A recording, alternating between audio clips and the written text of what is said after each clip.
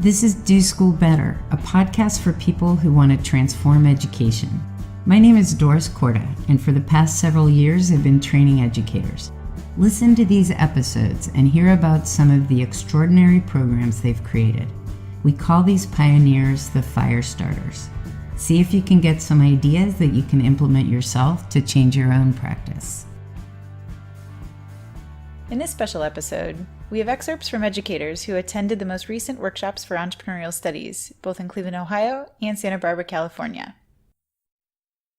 Hey, Doris. Hey, Allison. Just came off a couple of our workshops. Yes, we did. How are you feeling? I feel fantastic. I'm completely energized by seeing what these guys are going to do. You know, we have educators from all over coming to build programs. We make sure the people coming are coming because they want to build things, and they want to build things in K-12 schools, academic programs. And it's impossible to go through this without being completely optimistic and hopeful about education. That's the truth. Maria Montessori said that education is the path to lasting peace. I believe that. And if the people who came to these workshops are representative of what we've got out there, which I believe they are, we have reason to be hopeful.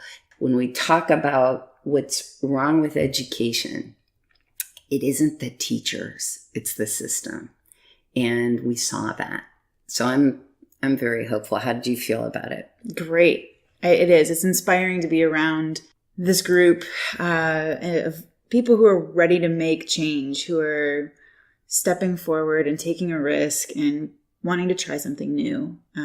It's energizing to be around, watching them connect and collaborate and design these new pilots for what they're going to implement in their schools. It was fantastic. And overall, I think it was about 53 people we trained from... In the last two, yeah? Yep, in the last couple here that were from 15 states and 4 countries, which is pretty cool. And the breakdown across as well was about 51% were working with public school students and 49% are working with the independent schools. Yeah, so we go into these and we keep them small so that the people who are there can really get what they need to come out and implement programs so that they get what they need, the tools, the methods, the practices, everything, and the time to design their programs. And the designing part of the workshops is the most exciting for me. Working with teachers, with administrators who are themselves doing crazy amounts of work to recreate and redesign and new design programs that are going to transform the lives of their students. It's impossible not to come out really inspired. I love what we're going to do in this episode because we're just going to hear from the folks who came to our most recent workshops about what they're doing and what they're building. Yeah, so first up, we're going to hear from Keisha Conway and Lisa Raffa from Leadership Ashtabula and Lakeside High School, then Dee Meekum from the Bishop School. After that is Joseph Taylor from Deerfield High School, then Gara Field from Moses Brown School. Lastly is De'Ara Hobson from Mount Vernon Presbyterian School. We're going to pilot, we're going to use the first 3 weeks of her government class, which is a tested class, meaning that it's a requirement for all Ohio students in public schools for their diploma to go through government. And so we're going to present the kids with an unsolved problem that has to do with local government. An authentic idea, problem-solving based, a problem within our community. And really excited about the beginning stages because we think we know our community, right? We've lived there. I've lived there forever. Keisha's lived there for a very long time, and it's going to be so cool to find out what the kids see as a problem. And then I feel like that is going to engage them into their community, into a problem, solve the problem, present the problem, and in the interim, we're going to guide the kids to some solutions in their own community while learning about local government, the organization, the structure, the impact that they might have as citizens in the community, and still get those learning contents and still get those curriculums, ideas, and the content that has to be given. I think one of the reasons I see so many people being successful with what they've done from this workshop is that Doris is, hey, start with just one project. Start with a pilot, because I think too many times people go to workshops in the summer and they think they have to redesign their entire course. And sometimes that's the way the conferences pitch it, and she's like, no, just take one little piece. And that appeals to me as an economist, because it's all marginal analysis. Everything starts, it's one step at a time. And you start with that project and see how that worked and add another one. And so, like I said, my long vision's there, but we're going to start with a couple projects this year, AP Econ, AP Micro with Entrepreneurship the following year. Maybe each year after that, roll out another one of these interdisciplinary kind of ideas. So the water project that I described before, I'm really excited about. And I've got a bunch of kids that are excited about it too. It's really not about the water project. It's about providing that opportunity for kids, of course, but it's really about coming back and showing our teachers that this can be done and that this can be powerful, and taking what we're going to do with the project and then putting that in the classroom and giving them some examples. I think maybe one of the things that really crystallized for us here was that we have to go back and teach this, right?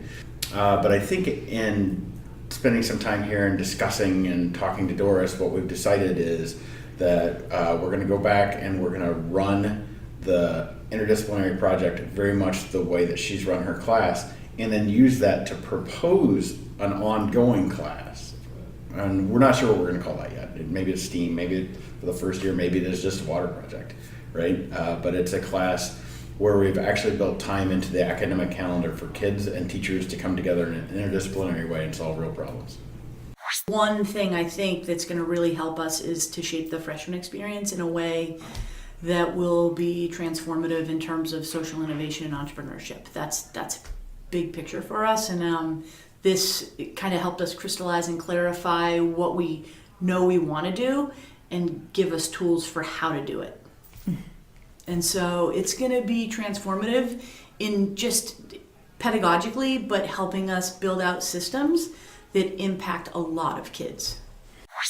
So when I came, I was thinking just design a course where the students are kind of operational. And now it's a lot bigger. And so what I was speaking to Doris about my ideas, we're really able, I think, to build something that's going to be great for the school in terms of allowing the students to solve other people's problems, and then using that entrepreneurial mindset to then run a business, I think is going to be really, really good for them. And then I was also thinking about some of the PBL projects in my class that have nothing to do with entrepreneurship, but using this model. So one of the projects that I'm really pleased with is this social justice projects where the students use math to analyze the prison system and determine if there are injustices based off race or gender. So now what I'm thinking is, I'm thinking two different things. Either just for building empathy purposes, you start with these nonprofits that are telling their story. And I'm thinking either they do their research and now they propose something to solve whatever problem these nonprofits might be facing, or they still come up with their own and propose some sort of social reform that could negate the trend or turn it the other way, right? In this next section, we'll hear from Daniel De Leon of Sandia Preparatory School, Sarah Rhodes of Columbus City Preparatory School for Girls, then Danielle Albrecht from John Cooper School, Jenny Becker and Julia Hodges from Hawkins School, and finally, Jacqueline Clemens from Open Doors Academy. The plan has been to offer this particular course, we're calling it a capstone for our senior students. We want this course to provide kind of the bridge to the real world experience for our seniors, to really just get them in that senior year working with and dealing with and interacting with people in their community. And then between the two of us, we came up with impact and inquiry, and Pam did an amazing job of turning the business model canvas into a social problem canvas, and looking at the impact and them having to do the inquiry on we teach American history in 8th grade, so them having to look at the impact of the different wars and the different documents that were happening and how that impacted not just that time period, but how it then relates back to today. Yeah, keeping history not just static but dynamic, so that they can see that it's a contemporary issue. It all had to start somewhere, but using that methodology to get to that place. I think it validates what I'm already doing in my econ classes, but it gives me a framework to pitch a entrepreneurship class moving forward. That the for project idea, the value add from that would be outstanding for our students who need that problem solving opportunity, the teamwork opportunity, some interdisciplinary activities as well. So I think that with that framework, that's what I've been working on as my pilot moving forward. Is I think I could pitch it and it would be well received at our school. Yeah, so one thing also that we're going to try to include is a lot of the team elements, a lot of the intentional design of teams, and having students talk openly about their role on the team and their strengths and their weaknesses, and pulling equal weight and those kind of things, because most core science classes at high schools across America have a lab partner component to it, and they do work in labs, and it varies, I'm sure, wildly if they get to pick their partner and how much time the teacher spends talking to them about working with someone else, and do they turn in work together or separately, or all of that. And that will vary for us too, but we're really excited to put more intention into what it's like to work with a lab partner and what you can get out of that, because if they end up working in a science career, like, they're not going to be in some isolated hole. Like, they'll work on a team in a lab, or if they're going to be an ER nurse, there's an army of them on the same shift. So it's pretty much a part of science, and we've sort of just always been like, yeah, you have a lab partner.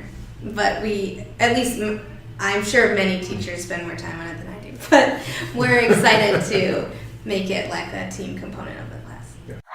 I loved the business model canvas, and so I was really excited to have sort of the aha moment of figuring out a way to transform mapping a business onto the business model canvas into mapping an engineering innovation onto the engineering design process as sort of a great introduction on day one, because I've taught the engineering design process before, and it's painful because it's so boring. You're just like, here it is, here's this step, let's talk about why that is. And it's just so much more meaningful, I think, and engaging to have kids pick, like, all right, the airplane, how did the Wright brothers follow the engineering design process and map out like what went where and what their process was and how many iterations they went through to get to their final project. So I love the idea of entrepreneurship. I love the idea of kids, learning through entrepreneurship and the creativity that comes with that. So I'm here because I'm hoping to kind of follow this model and kind of enhance the entrepreneurship experience beyond, lemonade and business, and kind of into more like social awareness and change like within their community. Isn't it amazing to hear the variety of programs they're designing? I can't wait to follow up and see how they implement. Absolutely. And as important as designing the curriculum is, at least as important, if not more important, is how you actually teach it. And the mindset shift that happens with the educators in this workshop is necessary. And the way we do that is I teach the teachers the way I teach my students. And they go through experiences that their students will go through, and then we reflect on what did you just experience? Why did I have you do it that way, etc. And it's really interesting. Also, every time we do these workshops, I learn from seeing how they've experienced it, what they come out of that with, how well or not that equips them to implement themselves. And so I think it's interesting to hear, as teachers are thinking about implementing entirely different types of academic programs, they're thinking about how they need to approach the actual practice of teaching differently. Yeah. So let's hear about that from Adam Colombo of St. Anne Belfield School and Surin Kim from University of Nebraska-Lincoln, as well as Sean Wheeler from Design Lab Early College High School, Annette Lisak from Francis W. Parker School, and Pam Reed from Columbus City Preparatory School for Girls. Unbelievable amounts of resources in addition to just kind of the confidence to change what it is that I've been doing for the last decade. I told Doris this last night that I have no doubt that I'll be able to go back and do some of the entrepreneurship things that she's done here in my pilot program, and that's no longer part of my concern. Now I am having a hard time also teaching my math and economics courses with an older methodology. I feel like I might be doing those students a disservice when I'm using a completely different set of ideals to teach my entrepreneurship program. And so now my mind is going into what is it that I want to change about my math and my economics courses that would start to institute a lot of the same kind of dynamic that I hope I can build into the entrepreneurship program. I think the second really kind of amazing thing about this workshop for me was that you guys have really kind of philosophy or like a behind, like a backing this program. And it's really not about just, entrepreneurship, but it's really about youth empowerment. It's about the different process and how we are going to change kind of educational system to really empower youth for the future of the society. I like the idea of descriptive teaching rather than prescriptive. Almost everything we do in education is prescriptive. We have the standards, we have everything else. But really what happens from what I can tell, right, in the videos I've seen and the discussions I've had with educators who have gone through this before, is the idea that we're describing to the students their learning. Mm-hmm. Right, so at the center of the learning isn't some standard or objective. At the center of the learning is the experience of learning. Learning is the most rarely used word in education. Right, you can go to any opening night of any school in the next coming months, and if you listen for the word learning, you won't hear it. You'll hear rules, social media, texting, cyberbullying, a million things, tests and work. The word learning never comes up. And so I really appreciate during this conference the absolute focus on the learning experience of the kid, unrelated to this very false prescriptive way of doing things. I honestly think it was my one-to-one with Doris. I think that if I'm hearing that somebody else has the confidence in me to do what I need to do to prepare for this class, one of the things she said to me was that, like, you are the artist, this is your canvas, you have the ability to customize this class in a way that pertains to my strengths and my goals for my students. So I think that was really empowering to hear that. I think it's the power of possibility. It's not that you need permission in a public, especially urban school, to do innovative things, but you kind of do, you see the possibility of what works, it's like almost like this tantalizing thing. It works in these other places, these private schools or these suburban schools or these other places, but how could it possibly work in our school? But the power of possibility is absolutely. I mean, it is a mind shift. I think that's the biggest thing. It is, but it's almost like saying yes to something that this is who I am as a teacher, and saying yes. You have the permission to do this, number one, but these are all the amazing things that can happen once you do it, and seeing it and getting a space to explore it is pretty amazing. So next up, we have Julie Michael Smith from Youngstown State University, then Beth Donovan from Falmouth High School. After that is Lisa Raffa from Lakeside High School, followed by Brent Powell of Dairyfield School.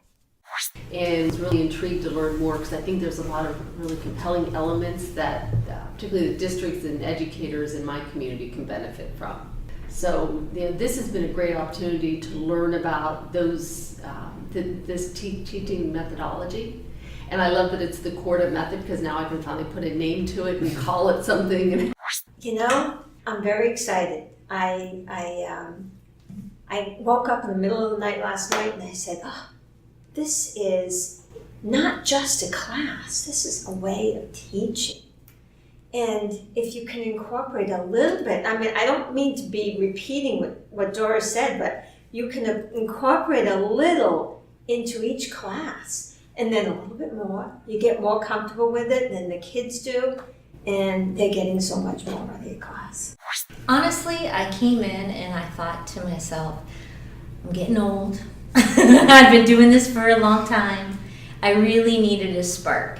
And I think it was energizing for me to meet all these people and this new methodology. I mean, throughout the years, I've learned a lot of different strategies, a lot of different instructional techniques.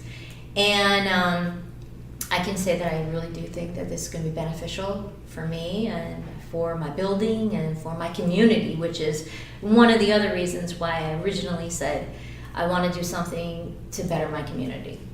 I'm so energized by this method. It's the first kind of, I mean, I don't mean to use a term that you all would use, but it's the first kind of curriculum design kind of method and organization. Understanding by design, when I first encountered it, was equally compelling, but this is more meaningful with student engagement, you know? In this final section, we'll hear from Jody Woodruff of the Met School, Hollis Lagan, Christine Saunders, and Kim Ware of Hutchison School, then Emily McLeish from Design Lab Early College High School, and finally, we'll hear from Oscar Gomez and Julian Martinez of Suricata Labs. So we do a lot of individualized work with our students, but I'm really looking at how do I do group work in a more productive way that can benefit, like a mutual benefit between business and kids. And so this is a really nice model that fits that. But I can really just take our foundation and build on it, and I think these are the tools that we really need to do that. The fact that you modeled a lot of possible ways to approach lessons, problems, even frameworks for courses, activities. And what I've appreciated most is there are multiple inroads, so it doesn't matter. Our school's resources vary greatly from some of the people we met. Our school, and I say resources is time, money, space, size of students, right? Teacher leaders, all of that, agency access. But there's something for everybody to take away, and even for our different grade levels, I feel like I'm walking away with not just possibilities, but manageable possibilities. Some that are 3 years out, some that are we're able to implement right now this fall. I hope so. Right. One of the most surprising takeaways for me, she labeled deschooling. The idea that homework assignment. In advance, we were given a homework assignment. It said, well, you can wait and do it that first night. And I thought, well, I'm going to wait because clearly they're going to teach me what all these things mean. And then I can go home and do my homework. And it'll be easy and fine. But you didn't. And so, I really had to struggle through it and go back and look at my notes and reread and try and figure it out. And then I slept on it. There was that incubation period, and then I could kind of organize it. And while I still didn't get it all perfectly, that whole exercise, it didn't take a ton of time, and it was scary to do, but it was so much more interesting. And we have a tendency as teachers, I think, to spoon feed a lot of information. And by that, I might even just mean read these articles, or here are your questions, and here's where you can find the answer. Now go do it. But this felt more like I had to dig in and just maybe fail, which I don't like doing. So it was hard, but meaningful and rewarding and kind of energizing. And I like the thought of doing that with kids. One of them is the ability to question and to research something, not on a surface level, but really dig down into research and figure out what you need to know and how you can find that out. And the problem solving skills that they will learn. And then the empowerment and confidence that comes from having done that successfully. Yeah, and for me, all of that driven by putting yourself in a client's shoes or another shoes, so that the empathy part of it, which we talk about, and I think we do successfully in schools, but this is going to be deeper and richer, and you could tell that because those questions that we want them to generate are all going to have to come from another person's needs or another organization's needs or whoever we're working with, our school's needs when we're doing in-house projects. The students being here was really a plus. To hear from them, to hear their experience, just really kind of helped me hone in on, okay, I should continue doing some things this way or maybe mix it up and do it this way. I think you did a really good job of actually giving us real and explicit and usable tools to help us go back and actually execute on what you're doing. I would say, like, I came into this thinking, like, entrepreneur meant one thing, and I think myself, like, I got out a brand new view of, like, what this word means and what it can look like in a classroom, which was really exciting because I think having taught a lot of the 9th graders last year who had this one-track mind, but also realizing that they could take off those blinders and explore the world around them to the extent in which they'd never been allowed to before. I constantly was telling them last year, I don't have to tell you what to do next. You can figure it out. And they'd be like, no, what do I do next? Where are the directions? I need a rubric. But this kind of like supported me and gave me the confidence to say, okay, like they don't need it, they can figure it out. But also then gave me the ability to have those tools to like lift them up and guide them in the right direction. It's been amazing. I mean, to be completely honest, it totally changed our mind regarding what we could do and how we can impact the people we work with. We just came from Colombia, South America. It's amazing. Even that our expectations were high, I think like it accomplished it like 10 times more of what we were expecting, really. Because what we found, it was like something to do the things way differently. And it's not just about teaching entrepreneurship, it's about developing skills for people and kids. And it sets a totally different level that it can also become just a new way of being in school. It's just like another system, right? On top of that, it's amazing to meet people who are thinking the same things. I mean, because sometimes you feel isolated, like, am I crazy trying to change this? But to have, like the opportunity to meet other people who just inspire you as well. I mean, not just you guys, it's everyone who comes around, everyone has an idea, everyone is trying something different. And it just like, it feels a sense of community. Yeah. And that's amazing. I mean, it's just not only the content, it's also sharing and seeing and, I'm feeling that you are not alone. If you like the podcast, please consider leaving a review on iTunes. For more information about our training, go to wildfire-education.org.